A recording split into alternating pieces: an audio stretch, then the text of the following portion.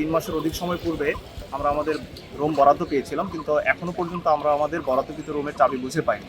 আমরা ইতিপূর্বে দেখেছি ইসলামী বিশ্ববিদ্যালয়ে বিভিন্নভাবে দখলদারিত্ব করে বিভিন্ন অনিয়মতান্ত্রিক উপায়ে অনেকে রুম পেয়েছে, কিন্তু আমরা একমাত্র বিভাগ যারা নিয়মতান্ত্রিক এবং সুন্দর সুষ্ঠু উপায়ে শৃঙ্খলাপূর্ণভাবে আমরা আমাদের রুম বুঝে পেতে চাই। কিন্তু জুলাই পরবর্তী সময় আমরা দেখতে পাচ্ছি যে প্রশাসন আমাদেরকে সুন্দর নিয়মতান্ত্রিক উপায়ে রুম বুঝিয়ে দিচ্ছে না। এটা আমাদের জন্য খুবই দুঃখজনক।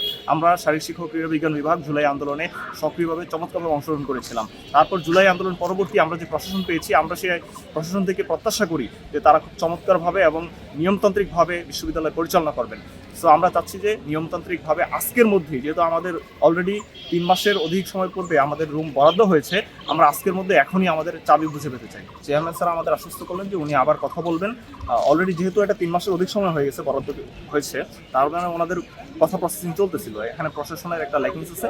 আমরা চাচ্ছি যে প্রশাসন সেটা থেকে সরে এসে আমাদের চাবি বুঝিয়ে দেয়। এখন আমরা ভাইস চ্যান্সেলরের সাথে কথা বলতে চাচ্ছি এবং এর আগে যে প্রসিডিংসটা আছে সেটা আমরা অলরেডি কমপ্লিট করেছি।